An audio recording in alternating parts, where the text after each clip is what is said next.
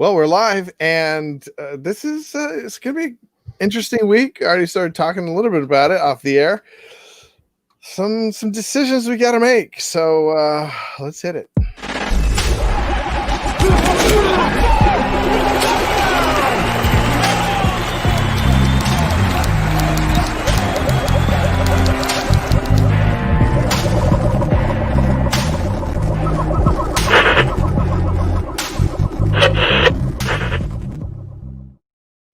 Saturday morning with the Roto Hackers. We are your unauthorized source of fantasy football information and entertainment. And here we are to do a little start sit 'em and whatever comes up in the chat, but also want to talk a little bit about the news, as there has been there's some question marks out there. And then, of course, I used it in the thumbnail. We've got Mr. Downtown Antonio Brown back, or not back. He's with the Buccaneers now. Fly the Jolly Roger. I'm here with AJ Herschel, the kid, and it's Jared. And we got to talk about this, guys. What do you think about this latest development? We'll go with you first. AJ, you're shaking your head. So upset. I can't believe he's back. I just can't believe he's back. I think that's the craziest thing to me. I was able to snag him in 2 of my leagues, literally as the report came in. One of my friends took him in 2 leagues, but I got him in 2. So now I have Mike Evans, Chris Godwin, and Antonio Brown. So you already know what kind of predicament I have there. I would not have look, that kind of roster. Whatever happens, this was a team where I still had Madison, so I had room to drop him, and I was like, sure, let's just see what happens if he becomes the number 1 or not. I can't believe he's back. I can't believe it was like we got the news that he went to Tampa, and then boom, he was signed like within the hour. Mm-hmm. Like, it was just such a short period of time. I didn't know Brady liked him that much, but okay. Yeah, what do you think, Jared?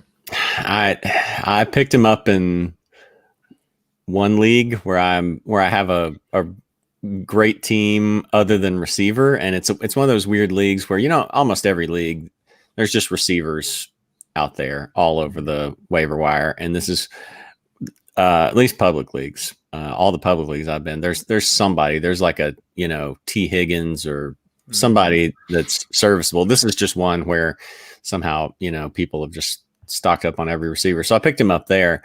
Everywhere else, I'm just like, I just can't really do this again. Like, I can't take the gamble on maybe 3 weeks from now he's going to come in and be, and maybe he does. Maybe he comes in and then just goes back to being a star, elite wide receiver. But with that still being 3 weeks down the road, and especially like if it had happened on a different week, I might have picked up more stock in him. This is a week where there are so many injuries and buys and stuff that I have to just plug holes this week. Putting out fires. Right. Yeah. That I just can't in multiple leagues. So if I get burned by that, I get burned by it. But I was not eager to jump back on the Antonio Brown bandwagon, not from a standpoint of I don't think he's going to do anything, but just from a standpoint of I did this last year in a few leagues, and it was just exhausting, And well, so Jonathan Buster, one of our, he likes to come on and diss me. He's like the antagonist of the show. The antagonist of the listener league in the show. Yeah, he's the bad guy. He sends me, constantly sends me updates. And he sent me one at it must have been 4:30 yesterday, saying that AB was at Tampa. And I went on to the Yahoo app, and I saw he was available in lots of leagues. I started looking. I was like, I'm bad. Yeah. He may be great, but You know what I looked at is I looked at the leagues where I have Godwin in one league, and I had Gronk in another league, and I just hope he's terrible because I want my Godwin. But you know who benefits the most out of this? Man, in my dynasty league, I just traded Dak away. Dak was my major in the 2 QB league, was my major quarterback. I traded him for Brady, and I think Brady is going to ball out rest of the season. What do you guys think? See, I don't know. I like Brady for his playoff matchups. I mean, he's got Atlanta and Detroit in the playoff matchups. Free space. Yeah. I just don't know that weapons are Tom Brady's problem, though. He's had some great games. He's had some terrible games. So, I mean, he's had, multiple 20-point games, and then he's had, 2 where he's been at 14 and 1 at 9. I don't know. I just don't know that him getting another weapon is going to make the difference right now. You know what I mean? I don't think it's that people aren't getting open. I think it's just a combination of all of his, factors of aging and everything else that maybe not making reads quite as fast and things like that. So, I mean, it's not going to hurt him. I think it'll help. But I don't know that, he's going to be like some fantasy monster the rest of the season. He's got, I guess the first game Antonio could be back for would be New Orleans. Week 9, I think, yeah. Week 9, yeah. So then that would be basically like a 4-week stretch before their bye, assuming things don't get jumbled around. But a lot of those aren't.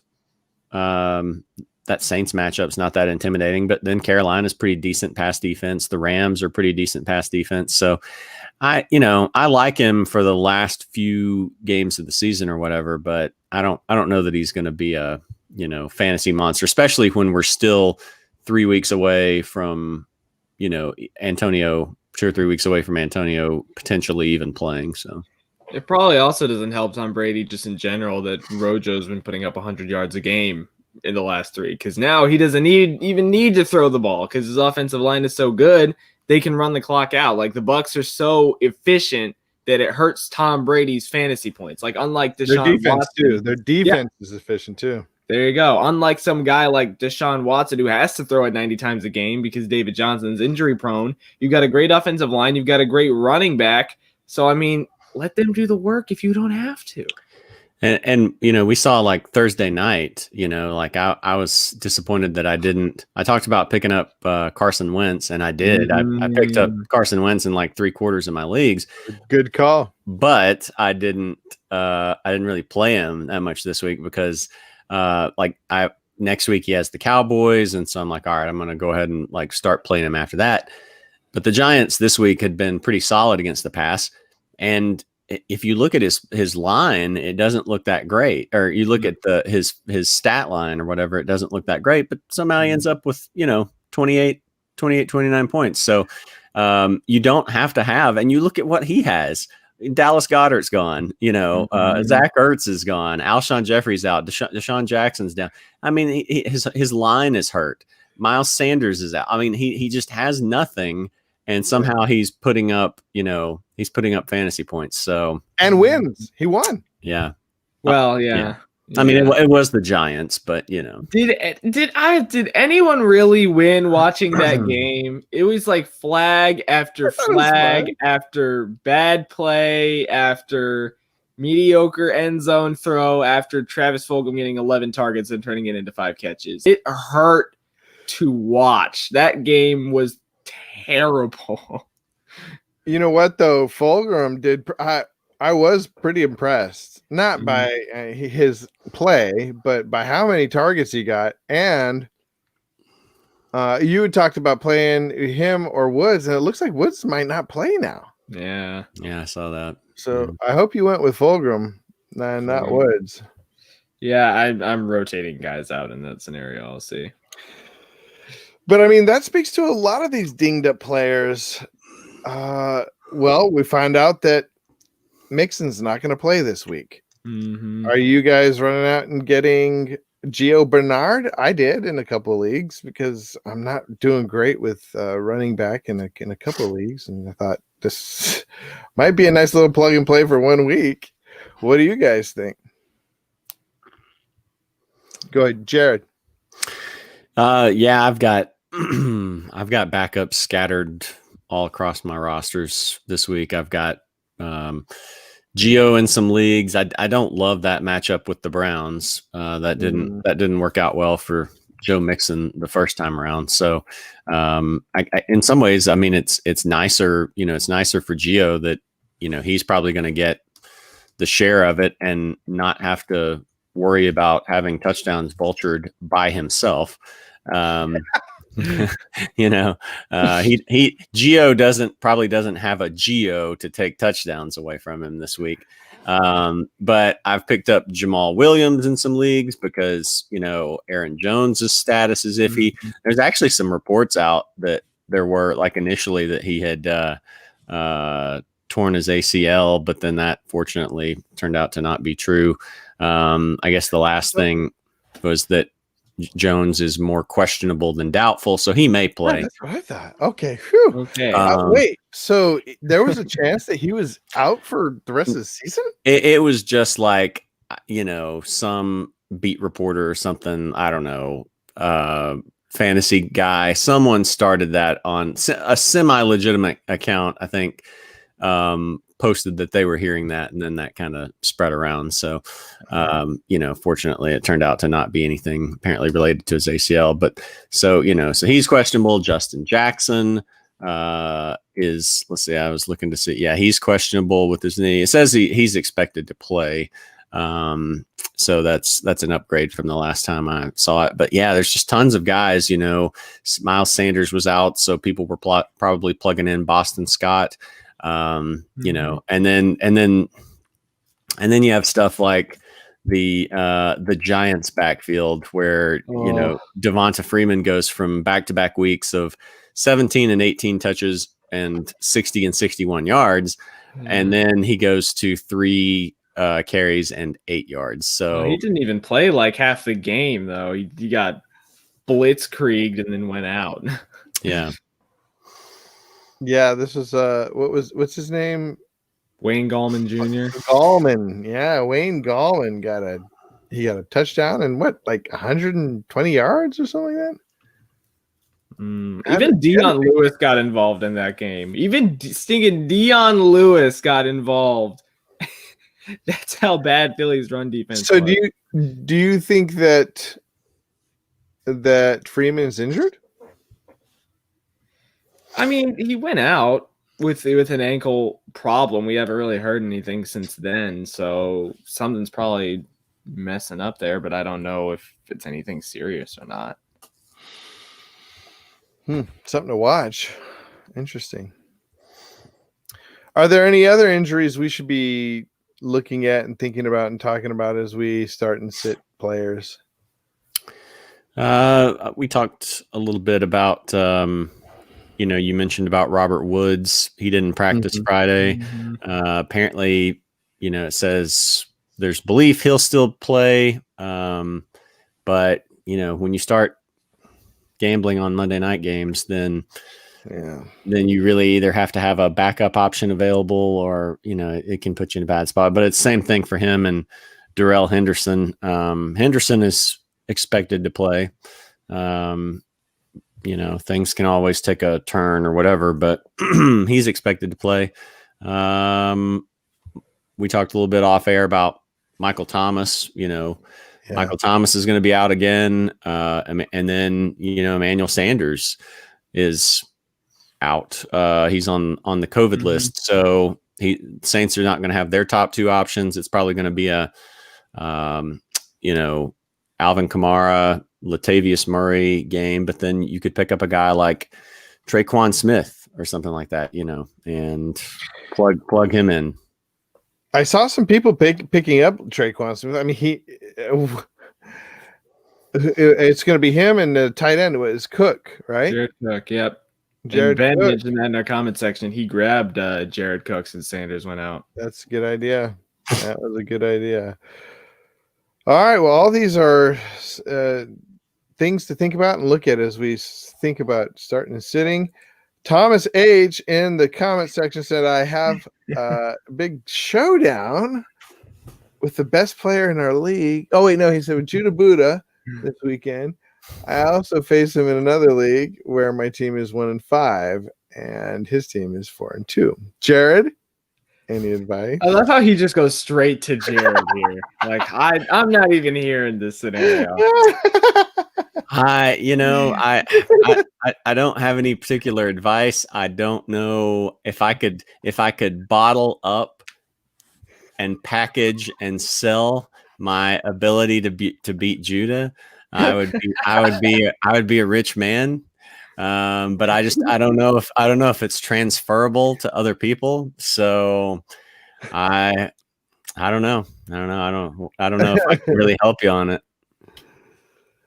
I think you should sit all his players. Sometimes that works. I heard that somewhere. What do you think, AJ? What would you do? What would I do? I don't know. Make sure you don't have anyone questionable or any 50-50 games. I don't know what his team is in this scenario, obviously, and what your team is. But is he talking about Bigley? Is he talking about Topeka Tornadoes? Is that where he's playing you? Oh, well then you might be fine because Judah's starting Robert Woods, Cooper Kupp, and Darrell Henderson. So he's just got all his chips in on LA. So you can get a good return on that. But I have Kamara. Don't be overly cocky, and if you win on Tuesday, come on to the show and bring in Ryan Fitzpatrick shades. There you go. He's got a good team going against. You got Newton, Ridley, AJ Brown. AJ Brown. And Elliott, Jacobs. We talked about how their whole offensive line may not even be playing. Yeah. How You're did you win 5 with that team? That's so good. What kind of messed up schedule of Josh Allen's and Aaron Jones do you have to play to go 1-5 with that roster? It's been a weird. I look at the people that have beat me and are at the top, and I'm like, they must be really good at the waiver wire. I have no idea. It's just been weird. The combinations. I don't know about you guys, but the people that are doing great, I'm like, I don't know why they are beating me. Part of it is because Lamar hasn't been doing great. Of course my teams with Kamara are doing great, but it's been kind of a skeet shoot as far as if you when people were playing, when people were not. It's hard to tell. You can't look at someone's roster and say that's the best team. You just can't. I've looked at 2 and 4 teams that have what I think is probably the best roster in the league, but just a crazy combination of circumstances has just made them 2 and 4. Crazy. All right. Sam says Tommy H and the boys. What's up, Sam? What's Tommy H and the boys? Thomas H. Oh, Thomas. He's so. It was such clever code talk there. I would say B, he says. Thomas H says, regardless of fantasy implications, AB's return is a boost for NFL entertainment value. Got my popcorn ready. One of my friends brought up a really good point about how watching Antonio Brown and his entire moves is the male equivalent of celebrity gossip at that point, just trying to figure out what they're going to do. It's hilarious. Agreed. Thomas H says, by the way, the Eagles Giants game was hard to watch. I didn't find it that hard to watch. NFC is playing some ugly football. They sure are. The amount of penalties in the fourth quarter and the Eagles going 3 for 7 in the red zone is unacceptable. That was painful. Did you think it was that bad? You were watching it, weren't you, Jared? I just watched parts of it. Yeah, it was gosh, I'm trying to think. Yeah, it was not enjoyable. I mean, I think it was just a combination of different things for me. I mean, there were, there were stakes for the game because the NFC East is so bad, but there aren't any real like stakes that you're going to care about in terms unless you're a Giants or Eagles fan. And then my fantasy players, I was just, frustrated, because I had Boston Scott, I had Fulgham, and then Slayton. So Slayton did nothing. Fulgham was, still a target hog, but he just wasn't converting him. And then Boston Scott barely saved it with that touchdown at the end. Yeah, So nice long touchdown. Yeah. So yeah. Ben F in the house. Hey Ben, what's going on, buddy? We already referenced him. But I want to ask you guys, as it's been such a crazy season, who has been somebody who has not been injured that has been one of your biggest disappointments? Can I just say Juju Smith-Schuster immediately? Can I just go ahead and get that out of the way? I think you can go ahead and say that. Did you have high hopes for Juju? I have him in one league. So, and you knew how high I was on him last year before Big Ben went and got injured. So I went from that to taking him in one league this year. And it makes me very sad because I really, really like Juju a lot.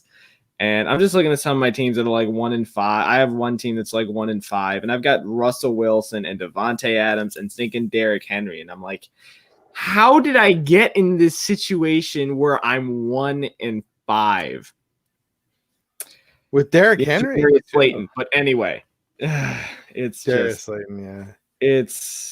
But I don't know. I guess for me, it's just enough wide receivers got injured in a lot of leagues or haven't been playing well. Slayton's been mediocre at best. Woods and Kupp's been inconsistent.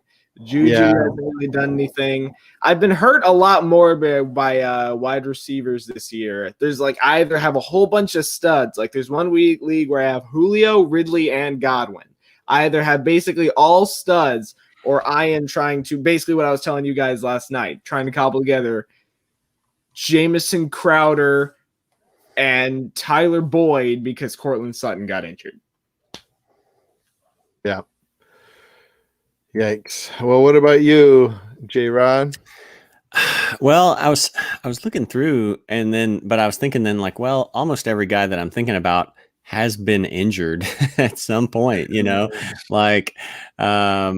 so it's hard to find one where even Juju, he's dealt with injuries. Yeah. Yeah. And so it's hard to find one where like with Juju, I don't think, injuries are his problem. I think some of these other guys' injuries are not the problem. But I was just kind of struggling to be like, well, who's the one? I can think of numerous ones that have disappointed me.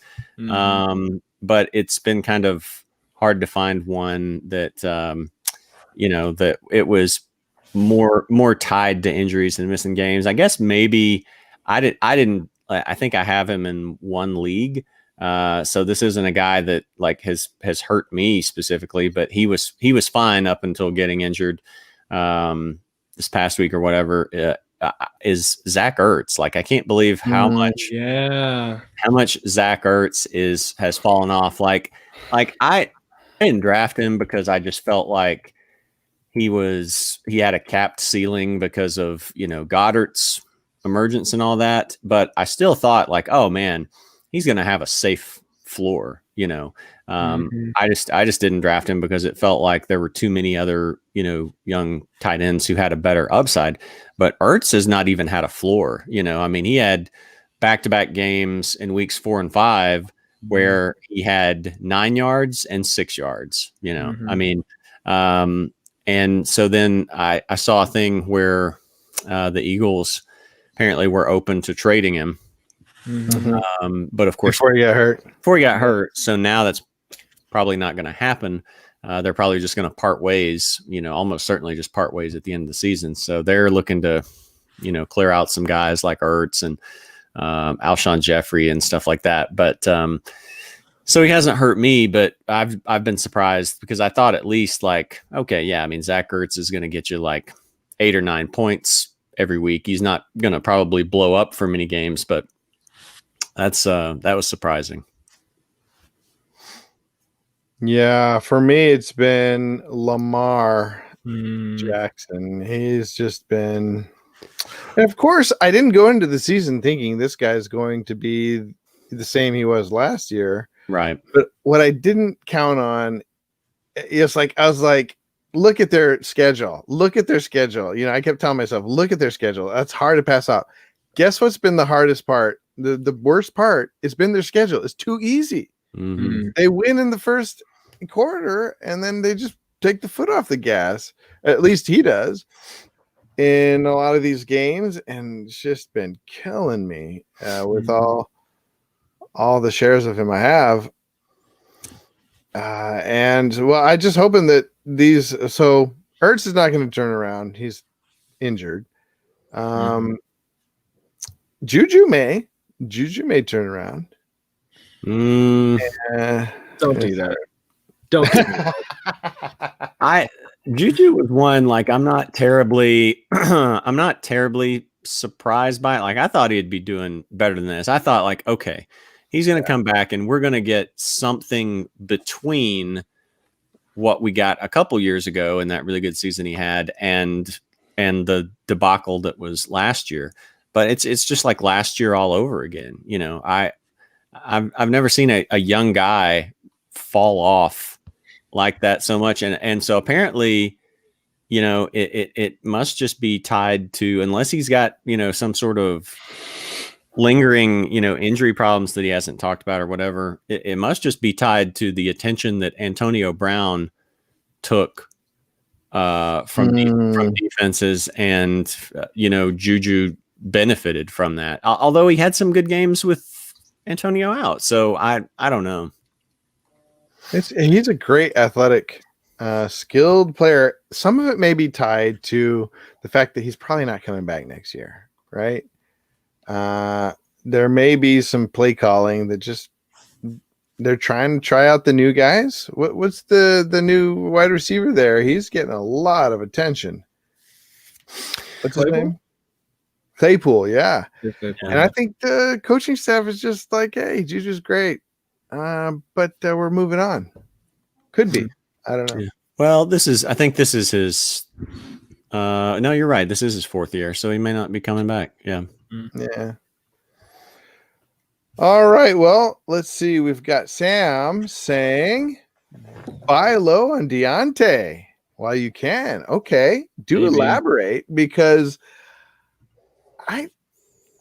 you got Deontay, Claypool, Juju, Washington. I don't know. I'm not excited about any of those wide receivers. What do you guys think? I mean, I do like Deontay. I mean, from the targets he was getting, I think what scares me now is just that, you know, he's gotten hurt multiple times now.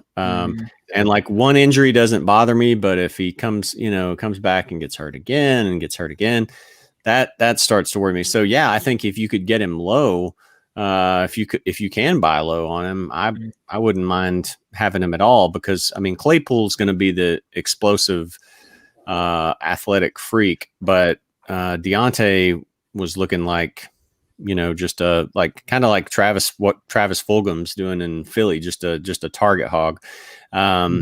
So I would be scared to give up too much or to rely on him. Yeah. To rely on him as, you know, as being one of your top 2 guys, because, you know, it just seems like this could just be a year where it's just this constant, you know, like, oh, he's back. Oh, he's hurt again. Oh, he's back. Oh, he's hurt again, you know, so. What do you think, AJ? Same? I'm done with the Steelers wide receivers. Okay, Sorry. you're done. Even Claypool is Okay, on the okay. rise, right? To be fair, yeah, Claypool does have the hot hand, and also they're using him on jet sweeps. He has back-to-back rushing touchdowns, which is crazy. So I am starting him in some of my leagues. With Juju, no. Deontay has played in 1 game. It's like I'm at this point. It's just go with the hot hand. I'm going with Claypool. Deontay could be a nice bench staff if you swap someone for him, swap a backup for him. But yeah, buy low if you're interested in it. If you've got a deep enough team. Well, Todd Eldridge. Hey, Todd, thanks for coming by. He says, I got one for you. Defense streamer. I have the Steelers for the season. Nice. But I hate the Titans matchup. Which D do I stream? Interesting you should ask. I think you stick with the Steelers because, well, although they have Bush is out, right? I think he tore his ACL. He's out for the year. So he's out for the year. So that, I don't know, that may really significantly hurt them. And he also grabbed the Chargers versus Jacksonville, and he's considering maybe going Washington against Dallas. I don't know. I've considered doing that.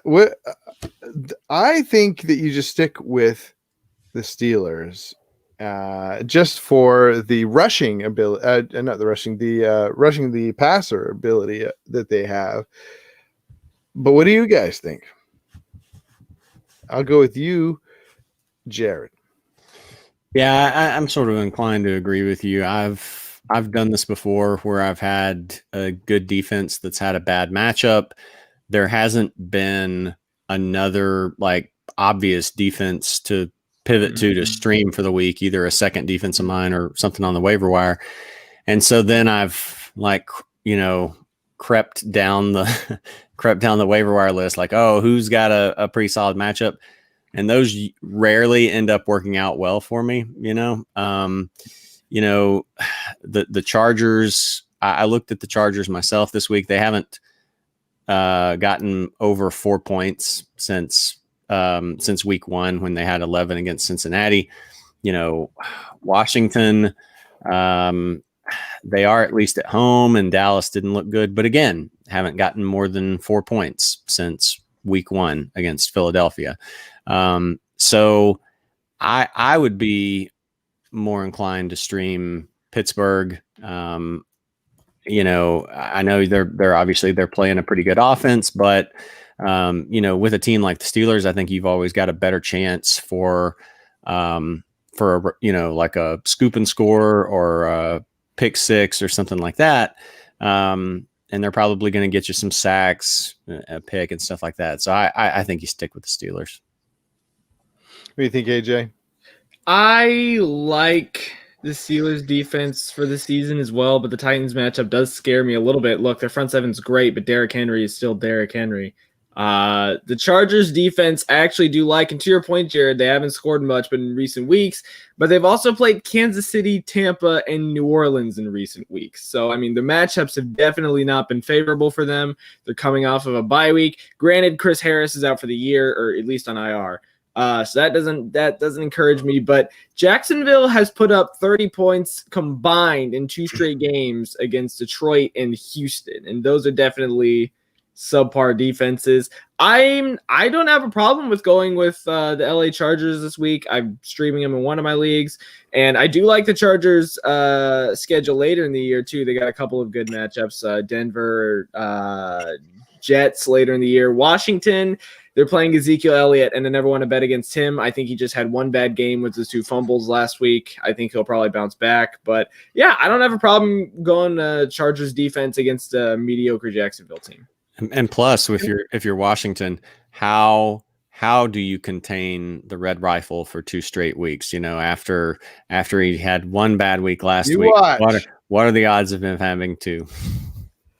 You watch. You're starting him. You're starting him against Tom. I'm starting him in 3 leagues. I'm starting him.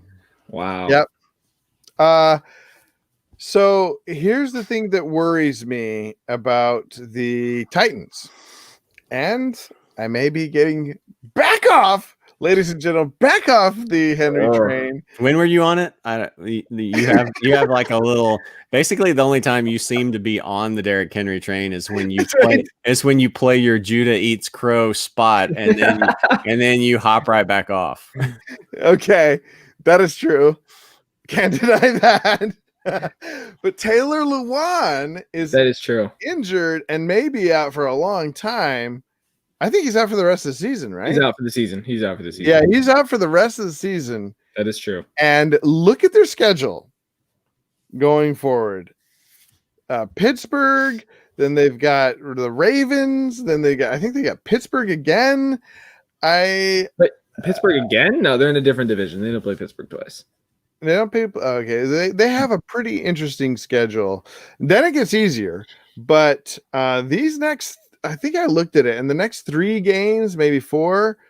What are you looking at them right now? I'm looking at him right now. So he's got Pittsburgh this week, which is difficult, but then you've got Cincinnati, so 30 points there. Yeah. Then after that, you've got to go Chicago, Indy, Baltimore, Indy again. The easiest out of those. Chicago's run D's been a little iffy in recent weeks, but Indianapolis and Baltimore are nothing to scoff at. But then you get Cleveland, Myles Garrett, and then Jacksonville, Detroit, Green Bay. So he's going to eat later in the year. But yeah, that 4-week stretch between Chicago and Indy, plus that Pittsburgh game, is definitely rough. So just going back to whether or not to pick up Pittsburgh, I think Pittsburgh's going to do fine. I think without he has Pittsburgh. There's if you have Pittsburgh on your waiver wire, I'm like, I will wonder what kind of league you're in. No. Yeah, did I say pick up? I meant like play Pittsburgh because without Taylor Lewan, that offensive line is going to struggle.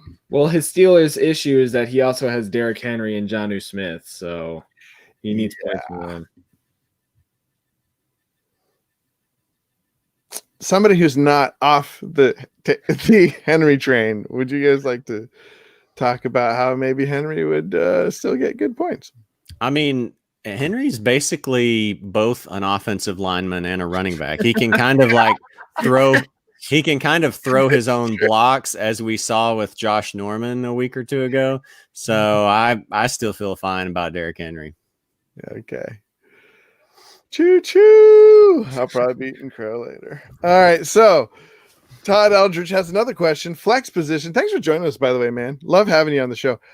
Flex position, Singletary, Debo, Samuels, or C. Kirk. I've been trying to pick up some Christian Kirk lately. I'm not sure about the health of what's his name? DeAndre Hopkins. DeAndre Hopkins, yeah. I wanted to call him. Anyways, so yeah, DeAndre Hopkins, his ankle seems to be banged up. I think this could be a Christian Kirk blowout, but Singletary's got a great matchup, and this is going to be a smash. It should be, but it kind of feels like the Bills are in such a great place that they're going to screw it up. I don't know, but I mean. The numbers say play Singletary, right? What do you guys think, AJ?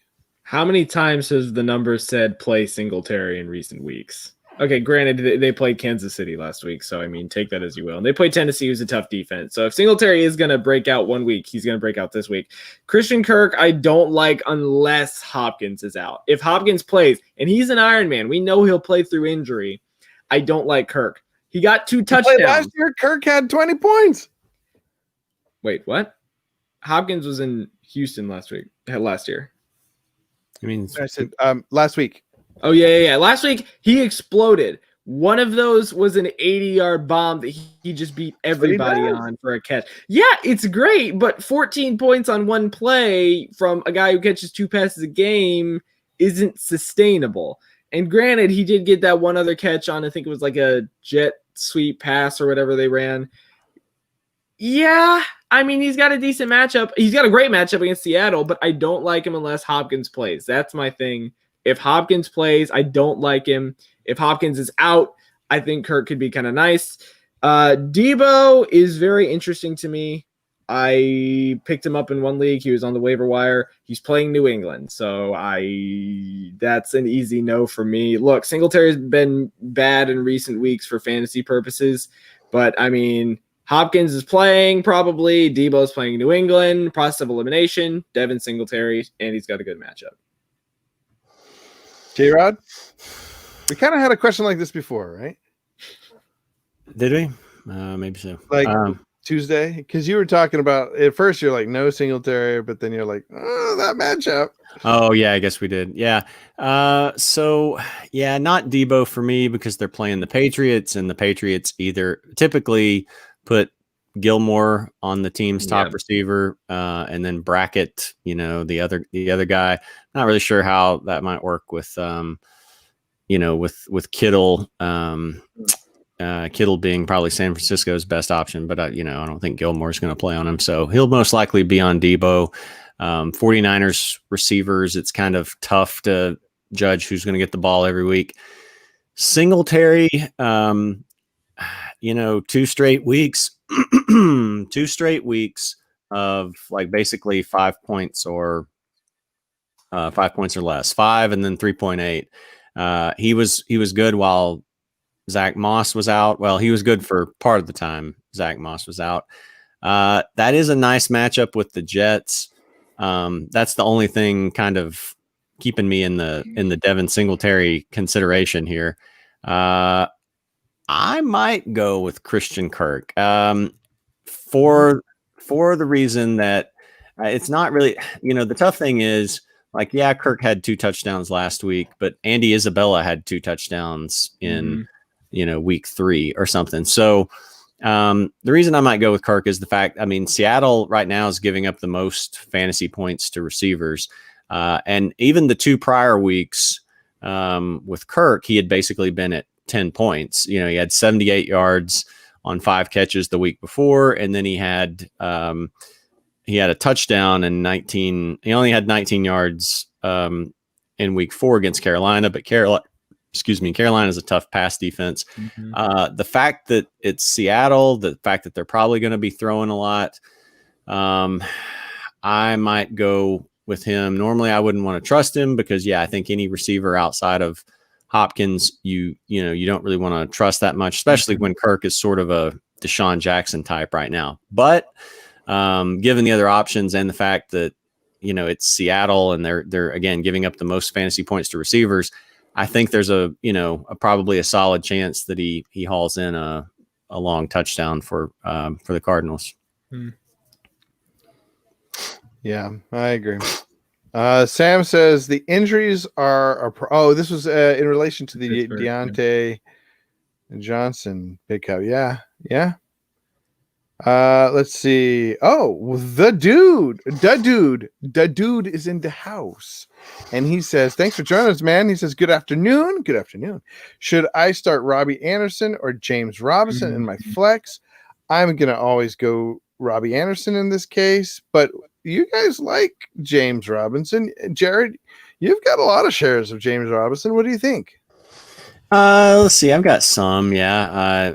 I've got, I have a fair number, because he was free there for a while. If you picked him up at the right time, it's not the best matchup for him against the Chargers. The Chargers, have been pretty solid against, running backs this year.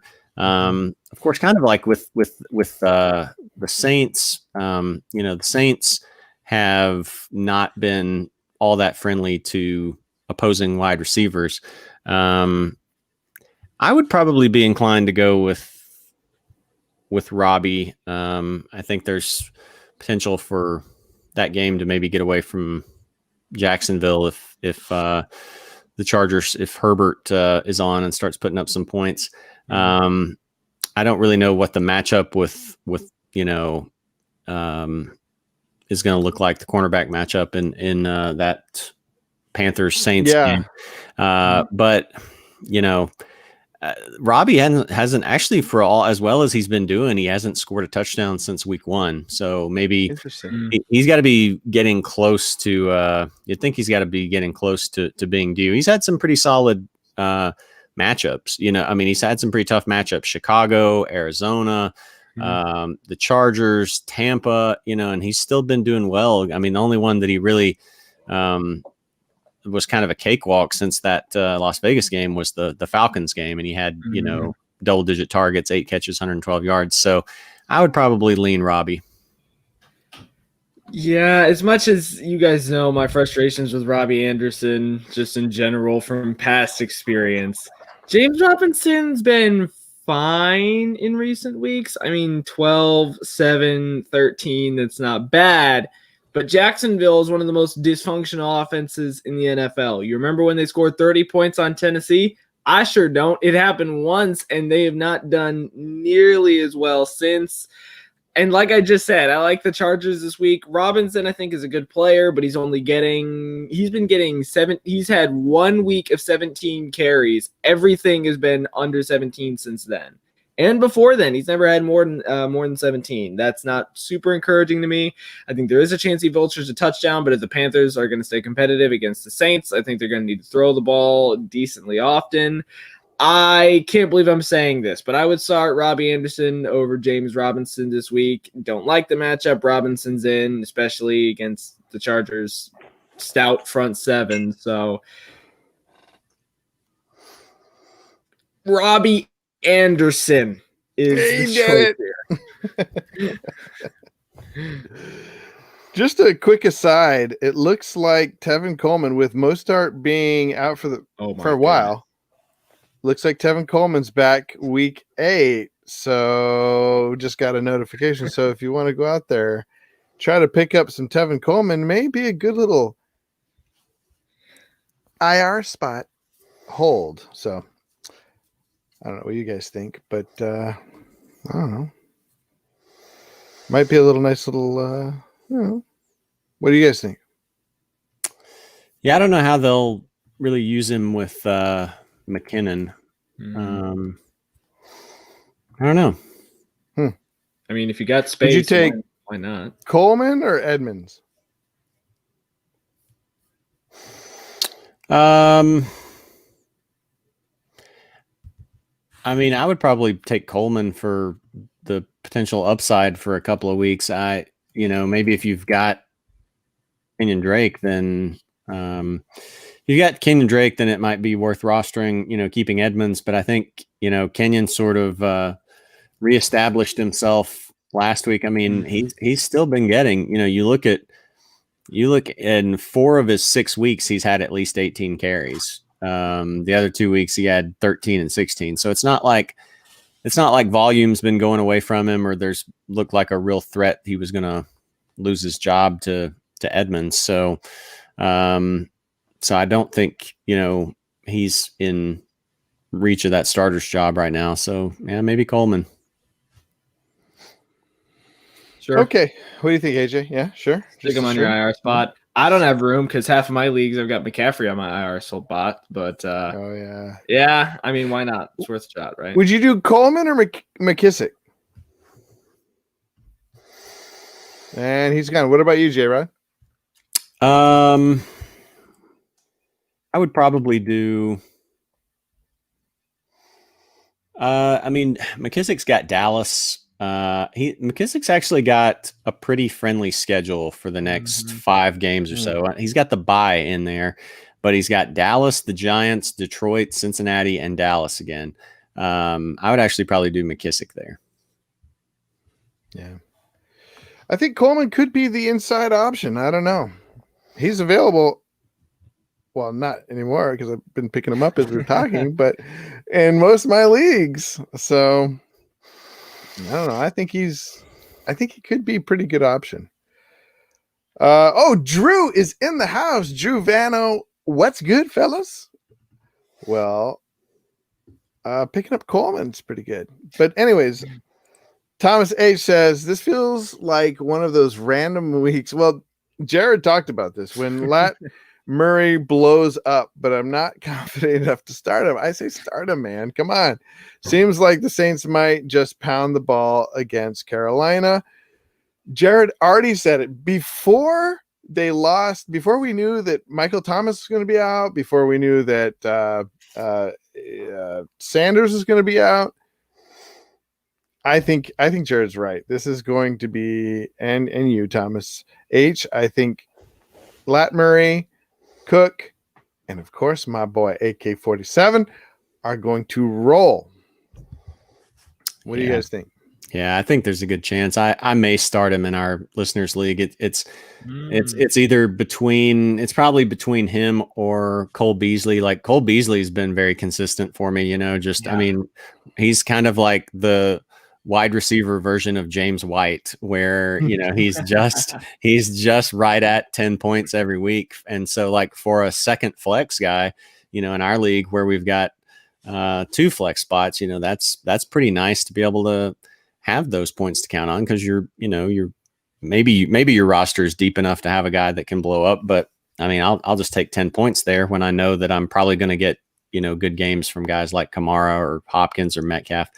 So that's kind of my dilemma. I may not end up starting him, but he's been, pretty solid. I mean, about over the last few weeks, at least getting you 7 points or so, apart from that Detroit game where he, blew up for 20. So that's a tough one. Yeah. And then the other one is then I picked up Traquan Smith off waivers. So do I want to start Traquan? So I've got some options there that are right about the same level. What do you think, AJ? I mean, Latavius Murray's my guy. I've loved him since Minnesota.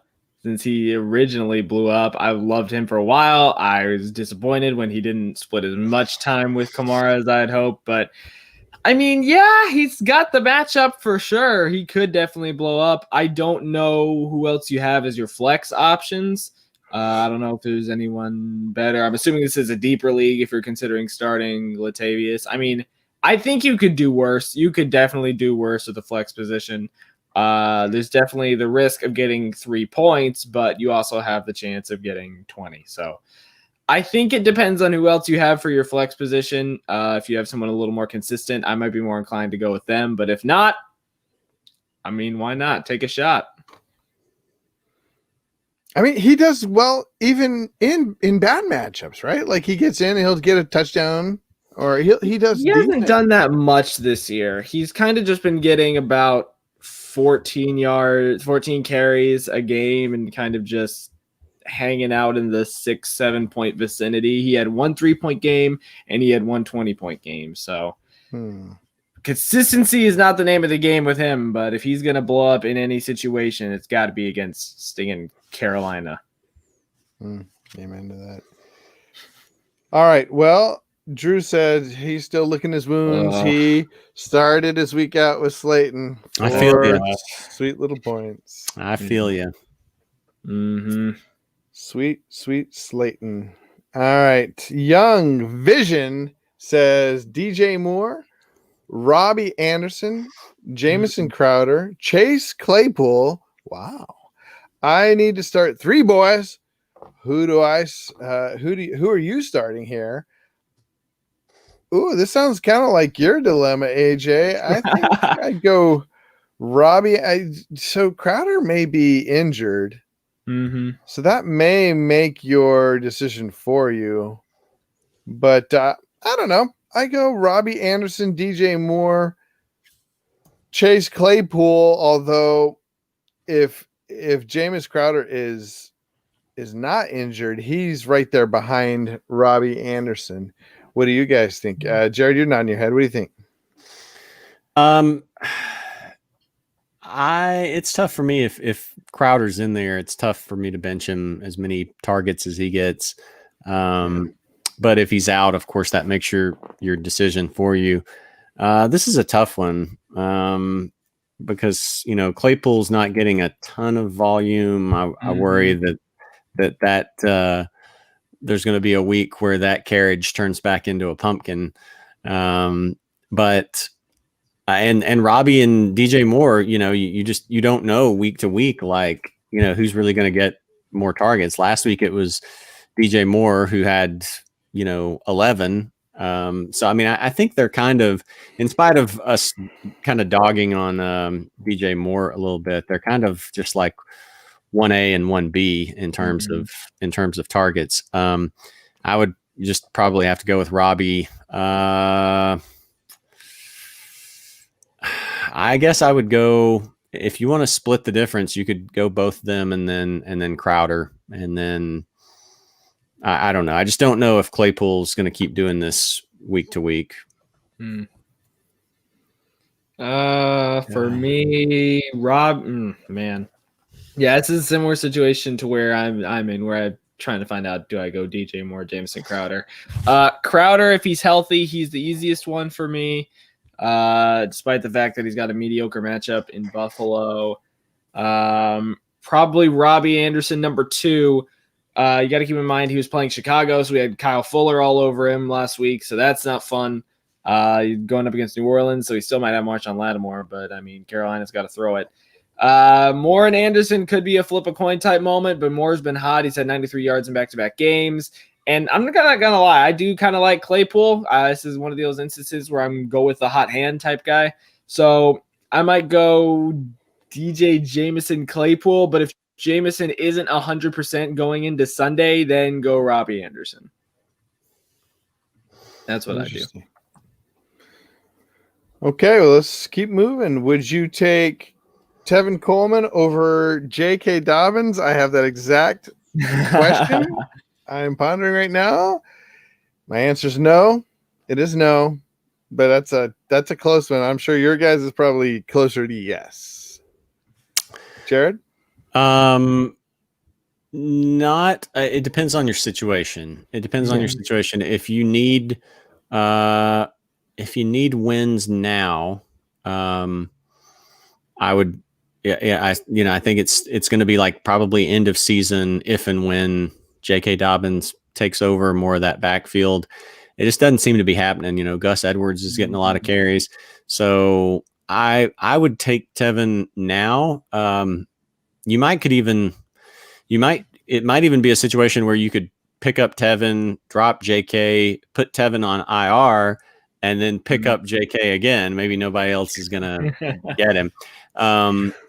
But yeah, I think Tevin could give you, a couple of weeks of short-term value. I just don't see a value for J.K. Dobbins until, potentially end of the season. And in those, if the Ravens have clinched or something, there's some good matchups there late. So I would do that and then try to pick him back up and maybe hold him for end of the season. AJ? Yeah, if you're saying here, I'm assuming if it's an either or here, I'm assuming you have an empty roster spot. So slap Coleman on IR and get Dobbins on your bench in that case. Unless you have someone out that you might have to switch out, like if you got a tight end issue. No, I think he's saying he's got JK. Does he take Coleman and drop JK?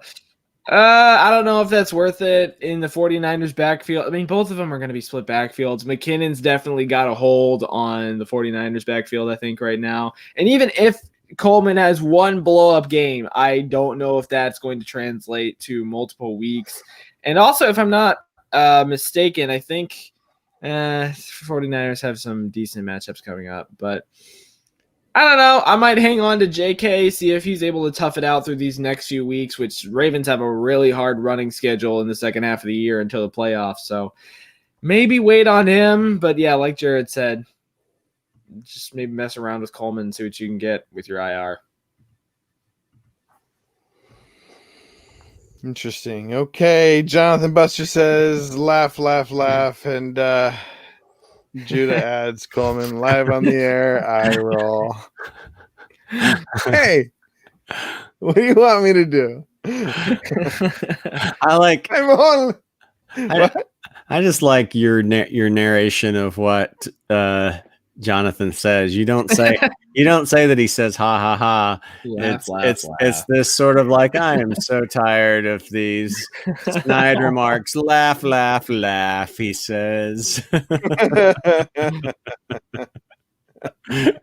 I know he's tired indeed.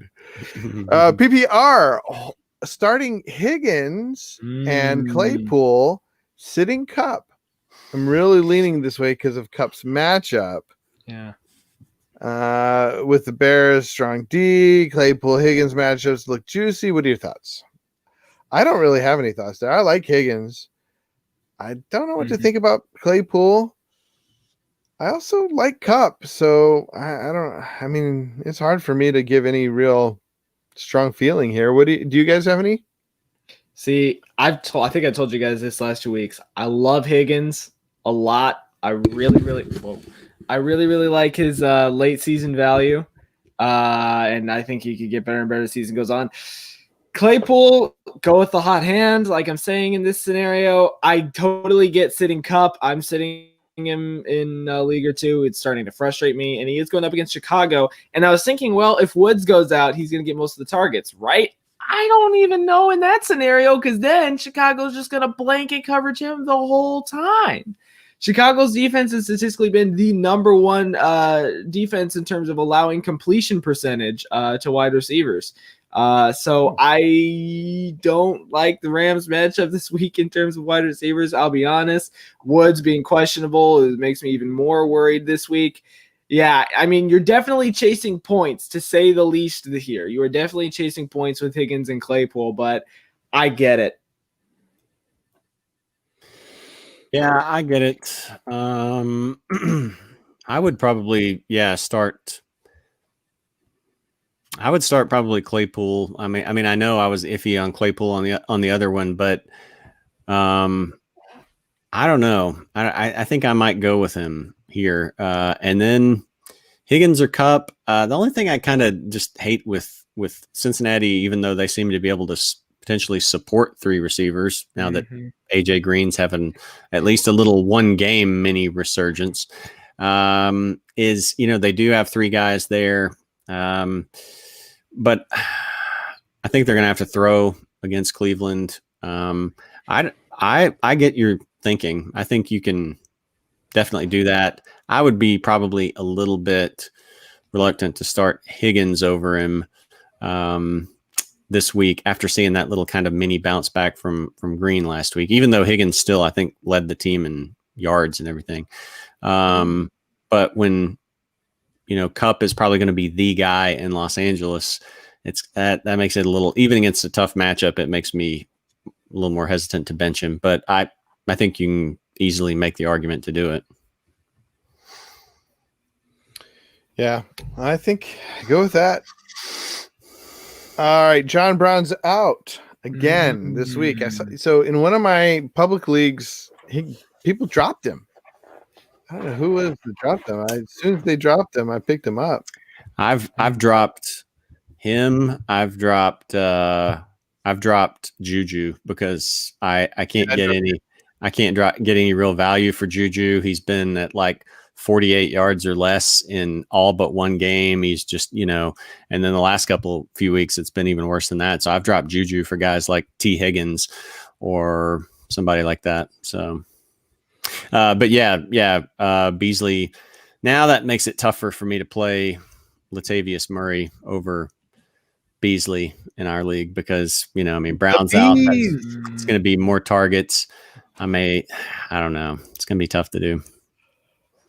Just remember that the Jets could have 0 points.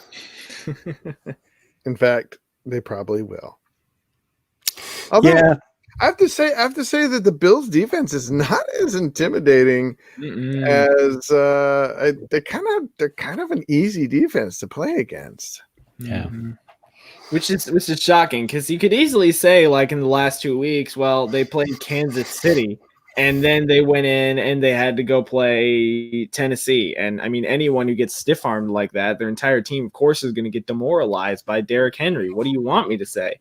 But this is also the team that let Miami hang in there almost the entire game. This is the team that barely beat the Rams. This is the team that let the Jets score 17 points.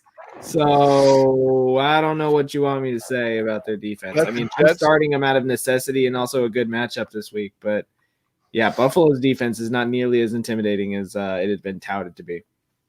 Yeah, that's right. They already played him.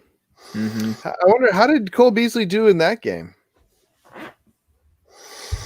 I think he's done pretty well in pretty much every game. Let's see. Week one, he had. Week one, he actually had his fewest. He had 7. He still had 7 targets. We had 4 catches for 58 yards.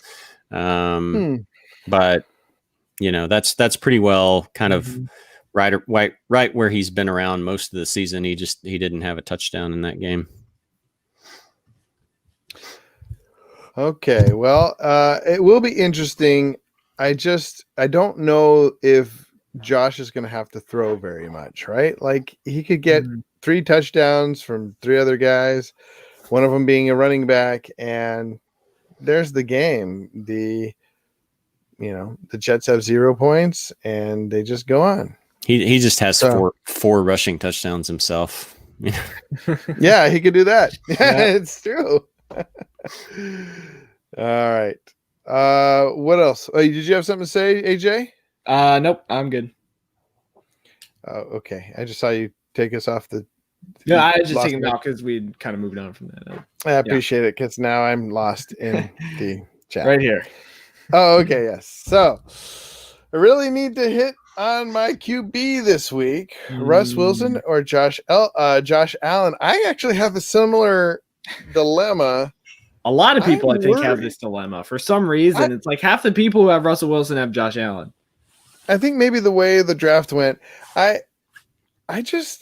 a little worried about Russ Wilson this week. If they allow a lot of points, he's going to have to throw a lot. But I think we've talked about how this could be a pretty low-scoring game, and I just don't know. Jared, what do you think? I mean, Arizona's pass defense has been pretty good, so that makes it a little bit scarier with Russ, and he's just been so good. I mean, he hasn't had any real down week yet. I would probably play Allen for the matchup. I mean, week 1 he had 28 points against the Jets. I don't think the Jets defense has gotten better since then. So I think he's just I think he's probably just the safer play on that. Although I think Seattle's pass defense being so bad, I think Russ is going to have to throw, but last couple of weeks he's been a little bit more human. 22 and 25.5 points. I mean, still very good weeks, but those first 3 weeks, 2 of those 3 were against Dallas and Atlanta, so those were inflated a little bit. I would go Josh Allen here. Interesting. AJ? Yeah, I'm going to agree here. Allen has had 2 back-to-back mediocre, or not, I mean, mediocre for his standards. Let me clarify. For his standards that he put up at the beginning of the year, mediocre weeks. He also played Tennessee and Kansas City, 2 defenses who are very, very good. He's kind of been reverting back to old Josh Allen, which isn't good, but he's playing the Jets this week. He gets a break week. I think he's going to have a whole bunch of points. Russell's been good, but he's also had tougher matchups. I think half the reason why he didn't get as many points as he did against Minnesota is because Minnesota found out the one way to beat Russell Wilson, and that's don't give him the ball, because they held it for 40 minutes of the game. That's the only way you beat Russell Wilson, in my opinion. Don't let him have the football. And Arizona could do that. I like Russell Wilson a lot. I think he might be a little bit, maybe, I don't know if he's safe or not, because he hasn't really dipped to 20 points yet. Allen basically got saved by the late game touchdown against Kansas City, but he's playing the Jets. You expect me to pass that up?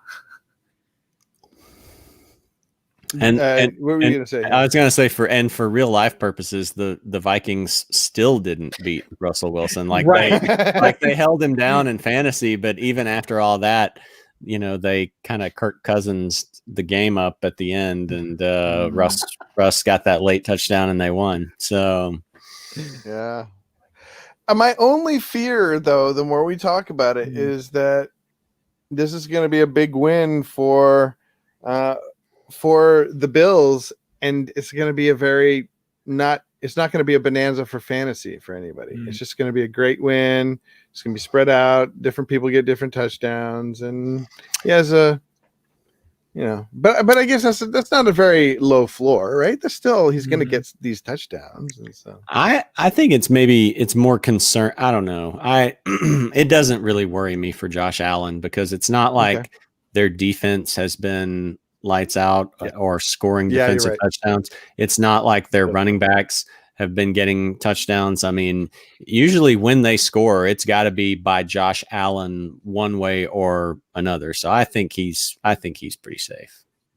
Okay, that's good. Joe Burrow or Jimmy G this week. Joe Burrow had a great game last time against the Browns. Jimmy G has been Interesting. What do you guys think? I go Joe Burrow. Look, can I go ahead and just say this real quick? Yeah. This is the number one reason I'm going this. Garoppolo's playing New England. Go Burrow. I don't think San Francisco is going to have a good week. I'm not starting Debo. I'm not starting McKinnon. I'm not starting Garoppolo. I would go Joe Burrow.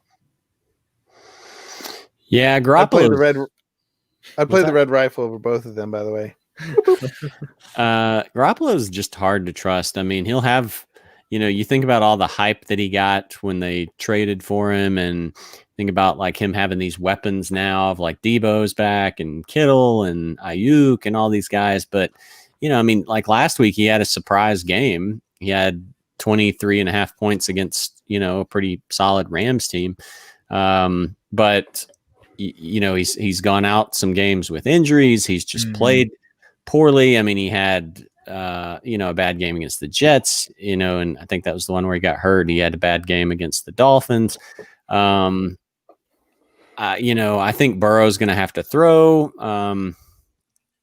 I would for sure go Burrow. I mean, New England's defense is not what it's been in years past, but I still don't. With Jimmy's inconsistency and going into Foxborough, I would go Burrow.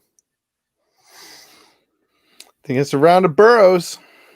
Drew says I missed the AB talk, but I grabbed him. We'll see what happens, man. Thomas H. Flex 1 point PP, so full PPR, I guess. CD, Juju, Landry, or Henderson. Hello, Henderson. He didn't spell it right, but I'm playing AJ, so he can't answer. Oh, okay. Okay. What do you think? I think you definitely don't go Juju, definitely don't go Landry. It might be a Henderson and CC for me. What do you think? Well, he just needs, I guess, one. Oh, he just needs one? I can't tell from the question. I think flex for his flex. Oh, okay. Yeah. Yeah, I don't like the fact that Henderson has got that Monday night game and you can't really know for sure on him. All other things being equal, I might be inclined to go with him. CeeDee Lamb still ended up with 10 targets and 7 receptions, 64 yards. Since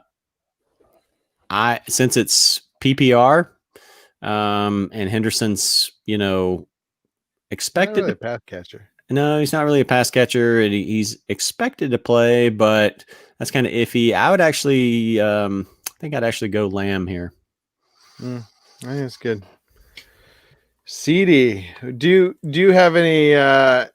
What do you think, AJ? I mean, we don't let our listeners dictate what we say. I don't even know if I'm allowed to answer this if he is actually playing me. I had this problem last year. I don't know if Jared knew, but one of my friends came in and asked a question playing against me to keep me out of the playoffs. That's right. I think I remember that. Yeah. Yeah. Okay. Honest answer: not Juju, not Landry. Probably. Henderson's banged up. I would go CD. That's a round of CDs there. Speaking of friends, with friends like this who needs enemies, guys, I hate it when bad things happen to good people. Why did Dak's ankle explode a week before I play this smug, arrogant Judah Buddha?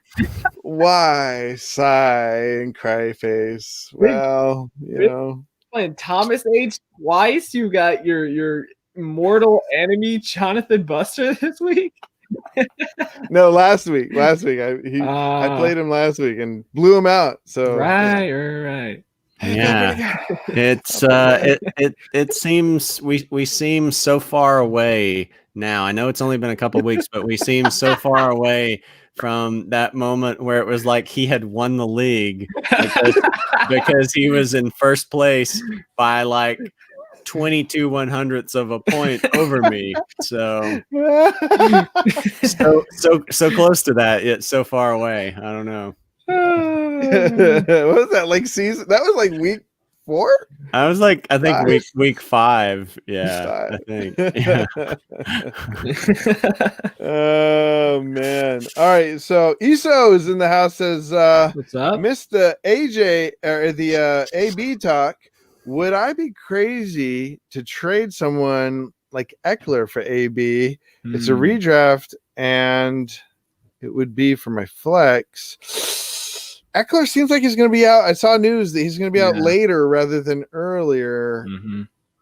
And even when he comes back, I don't really know how effective he's going to be. If somebody will go for it, I actually think I'd do it. Depending on, where you are win loss. If you need a win right now, well, neither help you. So I don't know. But what do you guys think? AJ, you seem to have a decidedly decided face about this. Yeah. Also, by the way, I do like his Lakers profile picture, but I do. Yeah, it's the Lakers. I zoomed in on it. I don't think you're crazy to try to trade for this. Eckler's, especially if Justin Jackson starts taking off in recent weeks and they realize, we maybe don't need Eckler this year. The only situation I really see him needing him is if they are in a playoff push late in the year and they need him to come back. But timeline doesn't look great. If you're doing this for your flex spot, if there's a redraft league and you're using it for your flex spot, I assume that means you probably need wide receivers or you need depth. I think there are worse places to take a chance on. I mean, I know Jared's probably going to be pretty skeptical going down the Antonio Brown road again, but it might be worth it in this case. It might be worth it. Are you skeptical? Me or AJ? Jared, yeah. You're saying you might be skeptical. Oh, yeah. Sorry. Yeah. I'm skeptical. I would want to know more. Like the Chargers saying that Eckler is going to be back later rather than sooner. Yeah, that does nothing for me. I don't know. Really? That is such an subjective term. Does that mean 3 weeks from now as opposed to next week? Or I don't know what that means. So. I mean, Austin Eckler he played 3 full games. First week, oddly, was it was a good matchup against Cincinnati, and he only had 9 plus points because they didn't really throw him the ball much. But then weeks 2 and 3, 16.8 and 25.8. I mean, running backs are just at such a premium. I would be reluctant to do that trade. I mean, Antonio Brown still can't help you for at least a couple more weeks himself. And so then if it turns out that Anthony, what's the coach's name? Anthony Lynn. Yeah. If it turns out that like what he was meaning was like, oh no, I just meant like, week 10, then, then I would wait until we have more of a idea of how long Eckler's going to be back, which I mean then could hurt his or kill his trade value. But I would just be, and especially with AB, all the problems he's had, not knowing how he's going to the volume in that Tampa offense is going to go. I would just be very hesitant to do that unless you are completely stacked at running back and are, just it's a desert at wide receiver for you. He says he has Zeke and Kareem as his 1 and 2, so he's thinking about it. Yeah, that's not a bad 1-2 punch there. It's not, but you got to think. I mean, if you don't have depth, Chubb's coming back. Yeah, right. 2 things. If you don't really have depth behind them, that's a problem. And Chubb will be coming back, and Kareem's going to be still good, but he's not going to be that RB1 probably when he comes back. So good analysis. I like that. Drew Vano says, I just hope that Bills don't run the second half. See, that's what I'm saying, is that could very well happen. Well, maybe it'll be Josh who's running in this case. I mean, that's They where might half just of his take him out points of are the coming game, from. Maybe. Just the guys I wanted to talk to. Liam Wilson in the house. Thanks for joining us, man. Need two, Geo McKinnon or T. Higgins. Just tough. I am not feeling McKinnon, guys. I don't know what it is. It's Maybe again, it's the I go fact he's playing New England. Yeah, that's probably it. Higgins also has a I don't know. I like Geo. Oh, but he says take two. So yeah, I go Geo Higgins. Boom. What do you think, Jared? Yeah.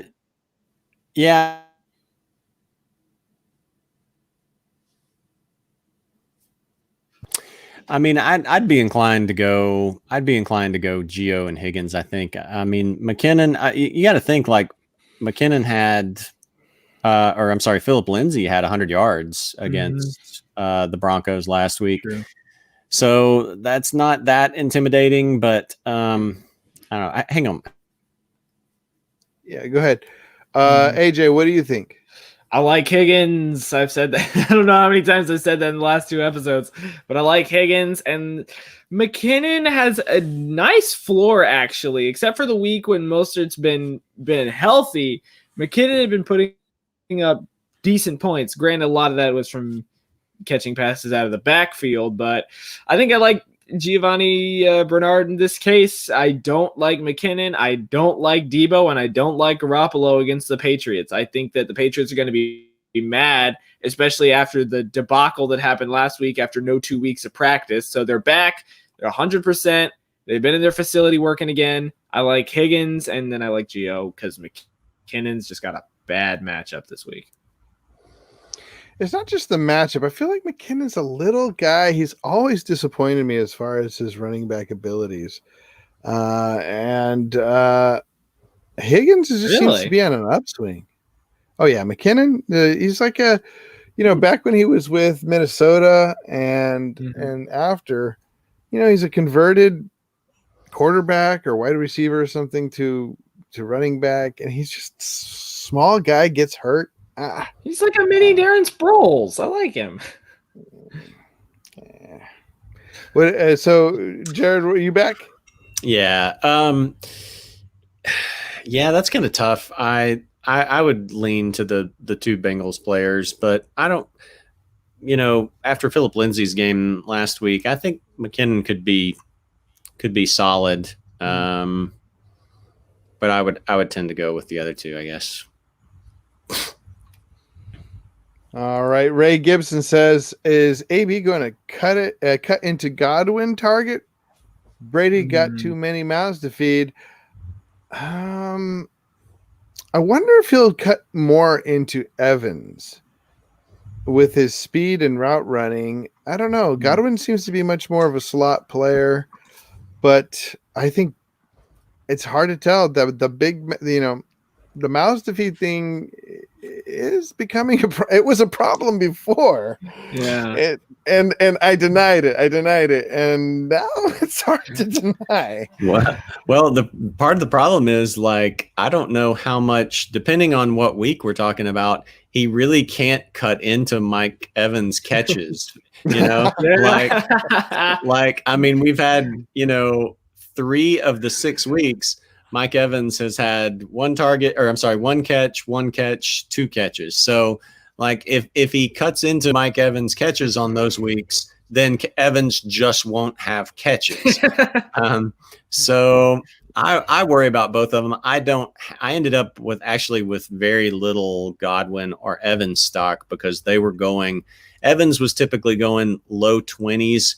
And I just felt like some of those guys in the mid to high teens were better values, and Godwin was going usually in the high 20s. So I don't have very much stock in them, but a couple of places, there's a couple of places where I do have one of them, and I'm trying to get rid of them because I don't know how that's going to affect it. But yeah, between them, Antonio Brown, Gronk, Rojo, that's a lot of mouths to feed. Yeah. Sure is. Todd is referring to a question earlier. Guy in my league has, or no, okay, so guy in my league has Eckler, Sanders, Thomas, Mostert. Oof. My RBs are CEH, Henry, and Singletary. Should I throw CEH at him for Eckler? Now, that's an interesting question. I think I would rather have CEH than Eckler. But so he would get Eckler. He already has. Oh, hit no. I don't like his running backs. That's kind of weak. I'd stick with CEH. What do you guys think, AJ? Man. See, the other guy's really hurting. That is true. See, your other guy right now who has Eckler, Sanders, and Mostert is in must-win mode. Thomas is out. Sanders might be out next week. Mostert's out for multiple weeks, and Eckler's down. So if you're trading him CEH, I think you can ask for more here than just Eckler because you're in a position of power here because you've got CEH and Derrick Henry. And I mean, Singletary, he's been kind of iffy. I do worry about Le'Veon. I think there's a chance that he doesn't get as involved as a lot of people are expecting him to. But I think CEH is going to be fine, probably. But the other guy's in win now mode. So if you're just doing a swap for CEH for Eckler, see if you can get a decent wide receiver. See if you can get maybe like a Tyler Boyd or something out of it. Something that would you do it? No. Would you do it for Eckler and Thomas? Hoping Michael that Thomas comes back next week? Yeah. Oh, is that Michael? Yeah, who is that? I think so. What Thomas were you thinking of? No, that's the Thomas I was thinking of. Yeah. Okay. Because I was about to say, I mean, if the guy'd go for that, then that's nice.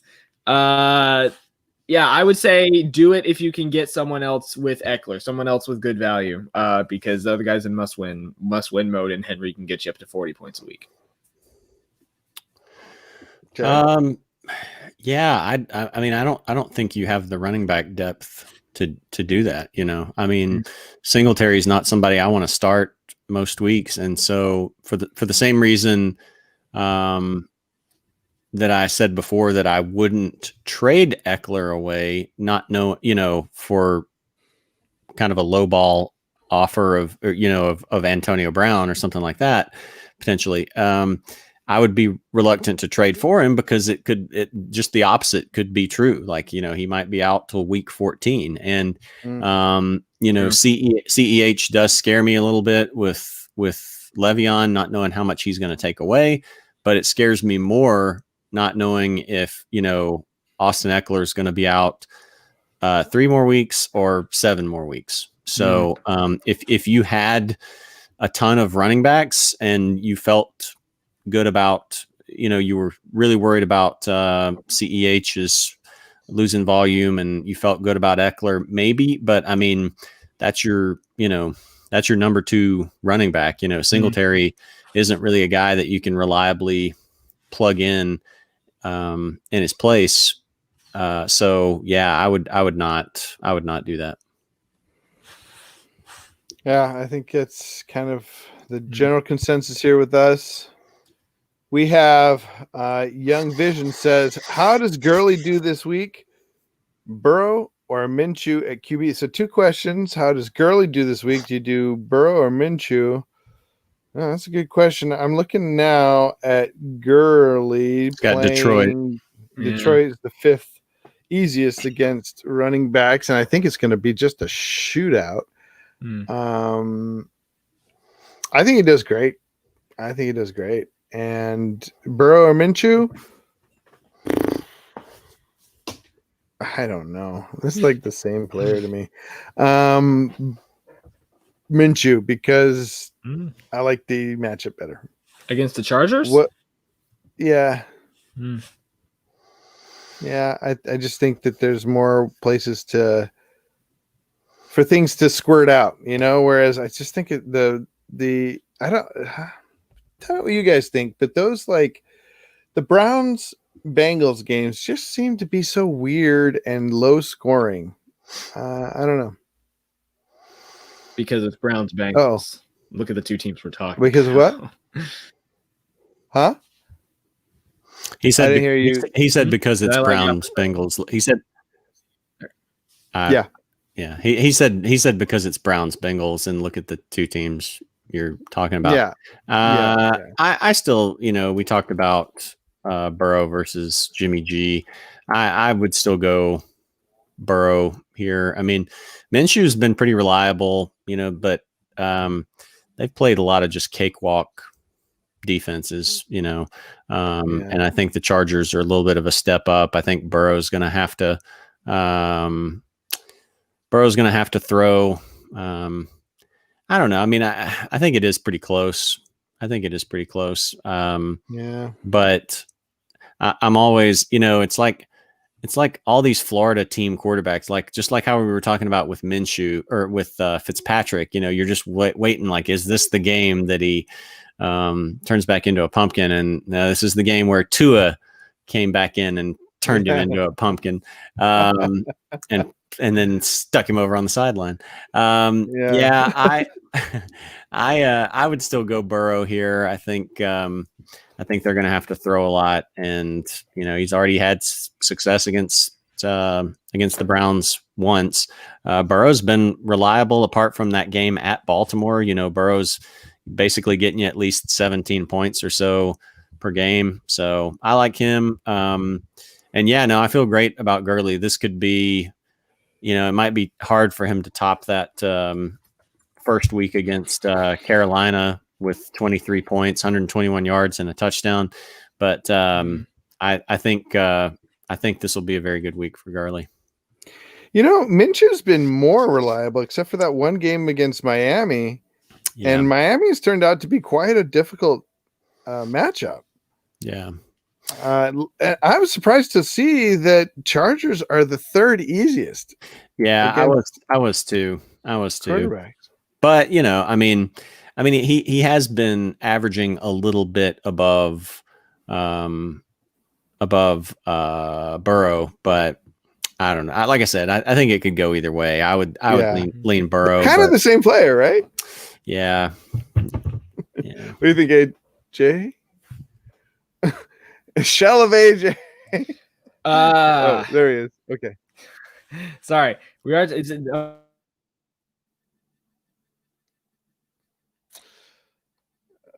Well, we'll bring AJ back when he. I guess he's having a little bit of internet problems. He's been having on and off internet problems. He'll be back. We'll get his take when he comes back. Harrison Buckner or Ryan Suckup? Yeah, oh man, AJ would love to be in this conversation. I actually think I probably dropped Butker for Suckup in a league or so, but I don't feel as great about Butker on the season at this point.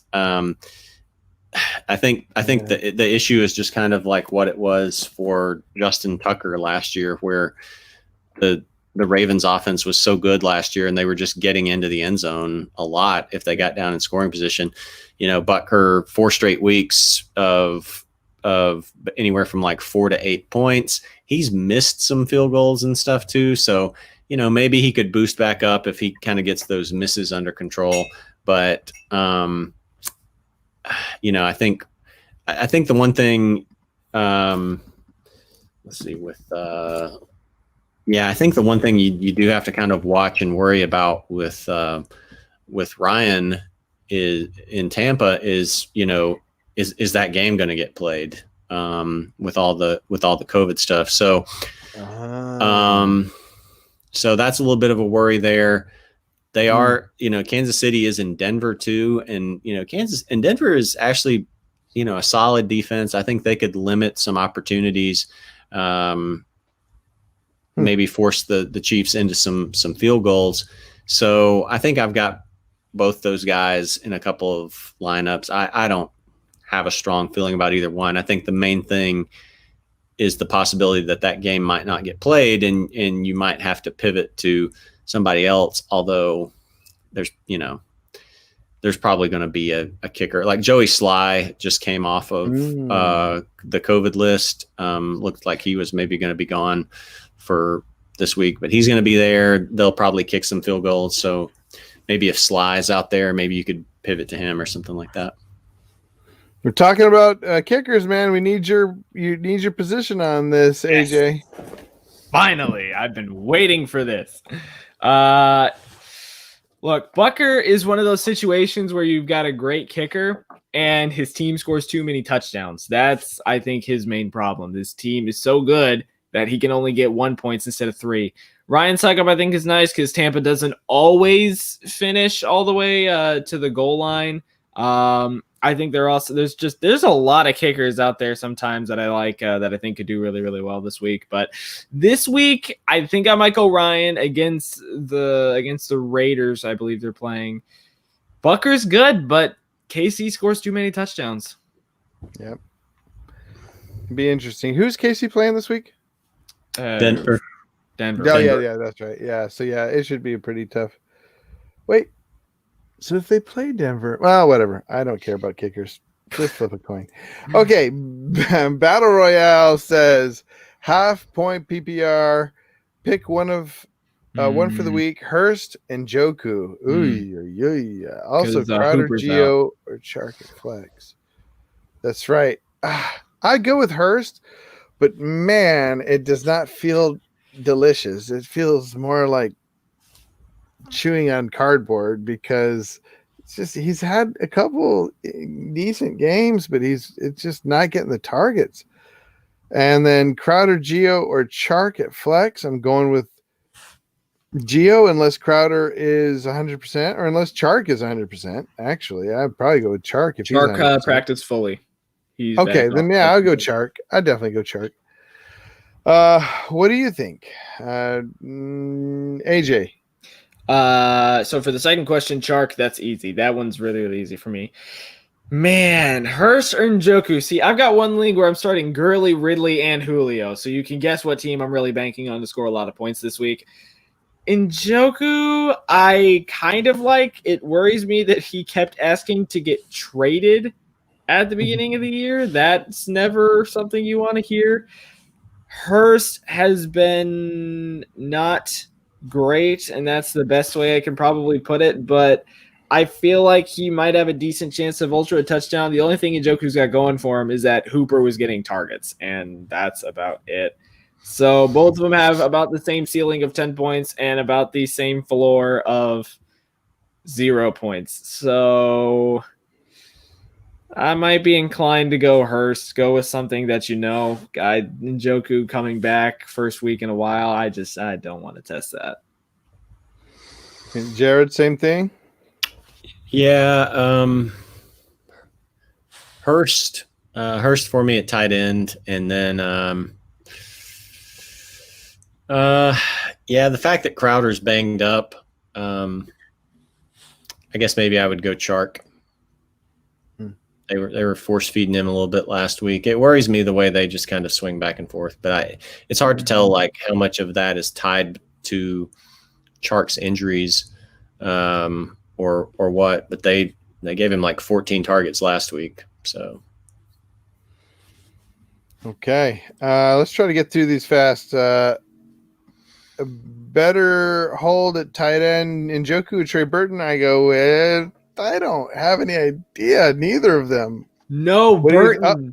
Burton. Okay. I picked him up last week, and I wish I had said this to everybody. I picked him up last week as a last-minute play, and he put Secret up 2 pickup. touchdowns. He put up 2 touchdowns for me. 1 rushing, 1 receiving. I like Burton. Rivers has been throwing to him, and Njoku I'm not a fan of yet until he actually does something in that Cleveland offense. I like Trey Burton. Okay. I like him a lot. Okay, Jared. Yeah, same. Burton was out for the first, I guess, 3 weeks or so, and then he came back, wasn't doing a ton of stuff, but they were playing pretty tough defenses. He comes back off the bye with Detroit. His schedule's not the easiest. He's got kind of a mix going forward, but I don't think Njoku has any real value unless Hooper is down for the season or something like that. Even if they traded him to another team, I don't know how easily or quickly we've talked about how rookie tight ends have a tough time adjusting to the NFL, and I think if you try to trade a tight end midseason, that could be kind of wonky. Yeah, he has been talking about being traded. Yeah. So I would, I think the Colts are running this sort of unconventional offense where they're not really just pounding the ball with Jonathan Taylor. They don't have wide receivers that they're throwing to a ton, and so I think you could potentially see Trey Burton getting more opportunities, like rushing for a touchdown and stuff like that. Interesting. Okay, real quick, Tannehill or Burrow? I go Burrow. I don't like losing Taylor Lewan. What do you guys think, Jared? Tannehill for me, probably. It's just tough. Like after a couple of 30-point weeks and then playing at home, Tannehill's getting more to the point where I would have a harder time benching him. AJ? I like Burrow because I feel like he has a safer floor. The one place where Pittsburgh has been beat the entire year right now and safer floor because Tannehill's playing Pittsburgh, not because I think Tannehill's been mediocre or anything. The one place Pittsburgh has been beat is through the air. They let Carson Wentz in Philadelphia hang around for 29 points against them, and then they went and played Cleveland and just didn't let them throw the ball at all. I like Tannehill this week because I also worry about Henry. Pittsburgh is the toughest defense in terms of yardage on running backs. Granted, he's still Derrick Henry. I might be inclined to go Tannehill this week, even though he's had a pretty easy schedule. But I think if you're chasing points, go Tannehill. But if you just need a safe 18-point game, go Burrow. That's good. Yeah. All right. So this is back to that other question about trading away CEH, having Jonnu Smith. What if I trade CEH? I mean, Hunter Henry is he's I don't know. I think he this one isn't going to work, by the way. Yeah. Oh, that's what I was going to say. Oh, okay. Yeah, right. Yeah, he already answered. I see what you're saying. Okay. Yeah. I just got an offer giving me Thomas and Swift for Jefferson Antonio Brown. Huh. Yeah. Like Michael Thomas. If that's Michael Thomas, I would do Michael Thomas and Swift for Jefferson Antonio Brown. Yeah, I'd do that. What do you guys? Yeah? It's probably not a do it now, though, right? Yeah, I don't think it's the little clip. I don't know.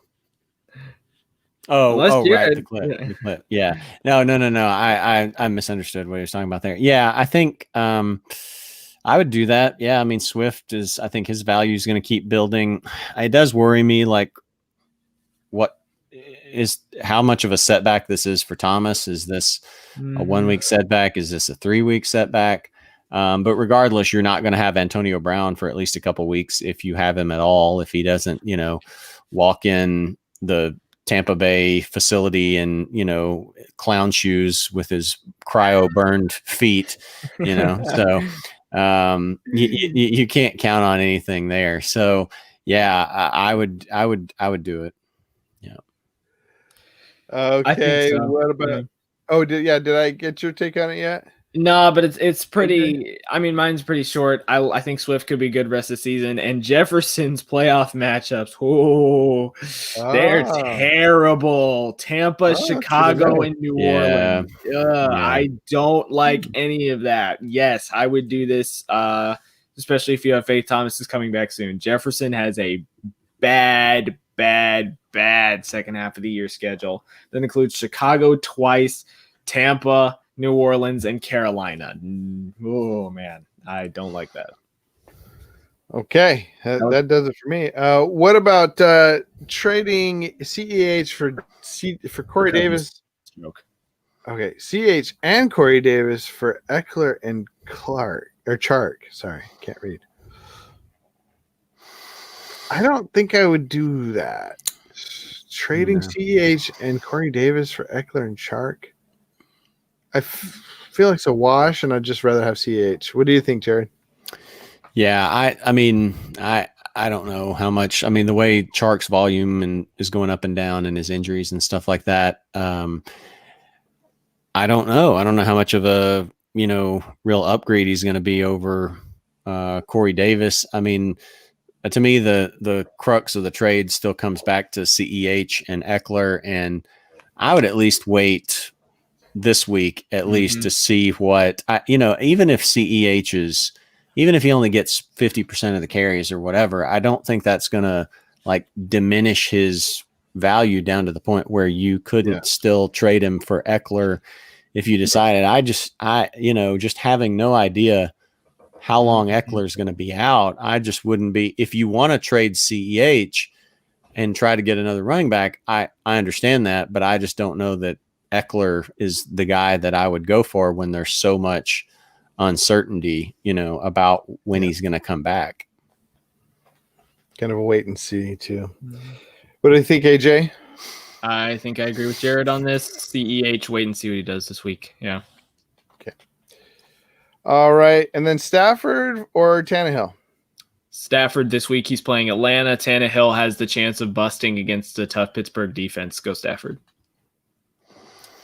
Same for you, J-Rod? Yeah. Stafford worries me a little bit. I thought last week was going to be a pretty good opportunity for him, and he didn't really do much with that. And Atlanta, played surprisingly better against Minnesota than I thought they would. Stafford might be the safer play, but honestly, like Tannehill's floor has basically been like what Stafford's been, doing lately. I might still be inclined to go Tannehill, but I think it's close. Would you? Quick question for you guys: would you go Minshew or one of these guys? Stafford. Or would you go Minshew or Stafford? Stafford. Yeah, I'd probably go Stafford over. I'd probably put Minshew last on those. I don't know. It just seems like it's a limited ceiling with him. That's true. That is true. I got a phoned in question real quick. Pirine or Gore? I didn't know how to answer it, so I thought I'd throw it to you guys. Pirine or Gore? Is there someone else you can get on the waiver wire? Even Even Jamal Williams, if I'm in a league with him, so I could check. Oh, Jamal Williams would be good. If Aaron Jones goes out. If Aaron Jones goes out. Well, even without Aaron Jones goes out, I think I'd like him better than both of those guys. I don't like the Jets. I don't know. Let's see. No, it's. I mean, Malcolm Brown is the best choice on the waiver wire. Pollard. I mean, if Henderson's out, sure. Yeah, that's true. See, this is like an if kind of situation. If Henderson's out, go Brown. If Jones is out, go. What's the dude's name? I can't think. Aaron Jones. But I don't like the Jets. I don't like Gore. Yeah. He's going to get you 7. I don't like Ryan. He's going to get you 4. Yeah, I agree. Get away from the Jets. What do you think, Jared? Ryan, Gore, or Malcolm Brown is on the waiver wire? I would say Gore. I mean, Gore. Has there been anything that has said that Ryan's going to start to take over more of that backfield? I mean, like right now, I guess he had 7 carries last week. Gore had 9. So that's kind of split, but like he said he loves Gore though. Apparently he's really liking him. Yeah. I hope Gase gets out of there soon. Just for everybody. They may keep him around just to tank all the way for Trevor, So I don't know, but yeah, Gore. Okay. All right, DeAndre Swift or Antonio Gibson? I think I'd go Swift, but that's a good question. The matchups, I would go Swift, and he just seems to be a better player. What do you guys think? Go to Jared. Swift. And AJ? Gibson's playing Dallas. That's the only reason why I'm hesitating here. But Swift, especially since he's the passing down back against Atlanta, yeah, probably DeAndre Swift. I gotta go with my Georgia Bulldog on this one. All right, there he is. And Drew says goodbye. Fellas, got to go and head out. And you know what? I think we got to head out too. I've been needing to use the bathroom for about 20 minutes now, and I would love to be able to do that. You guys have any final words? Sorry, go ahead. No, no, I was interrupting to say anything profound. I got nothing. Okay. Yeah, I mean, it's Saturday, so I mean, SEC's on, World Series is on, Manchester United's on right now, so this is a big sports day for me. And Todd Eldredge, Right. I think, puts this very well. P. Ryan Gore Brown, flip a 3-sided coin, plug your nose, and hope for the best. All right, guys. Well, it's been great. Another good episode in the books. We'll see you guys on the other side. Have a great Sunday. Hopefully, join the Discord. We can chat on there Sunday, maybe. I think you got to put.